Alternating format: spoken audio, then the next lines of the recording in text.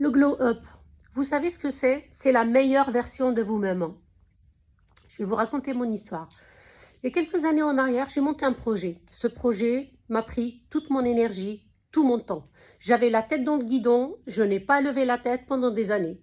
Un jour, quand mon projet a abouti, j'ai commencé à me regarder dans le miroir et je me suis dit, c'est pas possible. J'ai pris 12 kilos, bien sûr, pour 1,57 m, c'est énorme. Mon visage était devenu énorme et mes paupières étaient relâchées. Ma lèvre supérieure s'est rétractée. Et en quelques années, je me suis dit, c'est pas possible, j'ai l'impression d'avoir vieilli de 20 ans en très peu de temps. J'ai pris mon cas en main et je me suis dit, maintenant, il faut vraiment que je règle ce problème qui me gâche la vie. J'ai perdu tous les kilos pris, donc aujourd'hui je suis à 50 et 51 kilos pour 1,57 m, c'est parfait.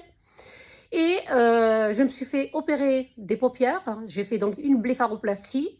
J'ai fait également ce qu'on appelle le lifting de la lèvre supérieure. J'ai réduit la distance qu'il y a entre mes narines et ma lèvre supérieure pour donner un côté un peu plus juvénile à la lèvre. Attention, c'est pas tout le monde qui a besoin de ça, d'accord?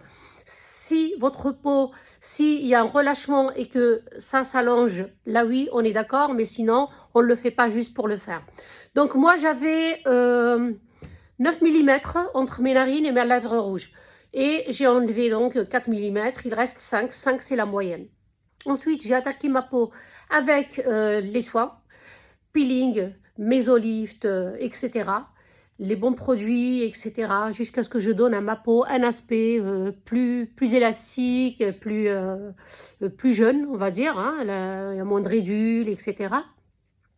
Et bien sûr, un petit peu d'acide hyaluronique. Attention, l'acide hyaluronique, il ne faut pas en abuser. C'est-à-dire, vous pouvez corriger vos problèmes sans avoir recours à la chirurgie esthétique, à des opérations, etc.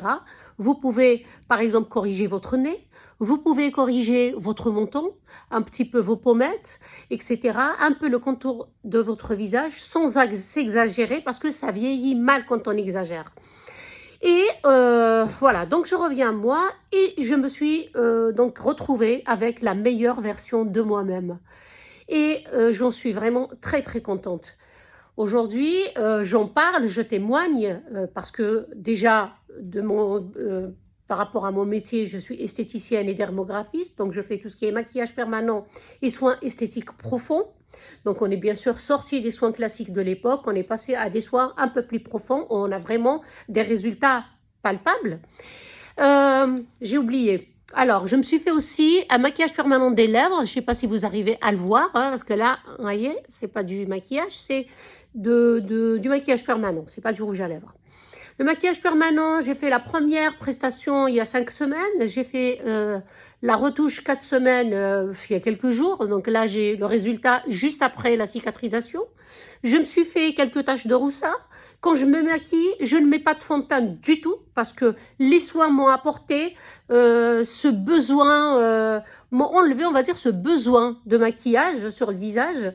J'ai mis un peu de blush ce matin, un petit peu de maquillage blanc ici sur l'arête du nez et juste pour ressortir les reliefs du visage.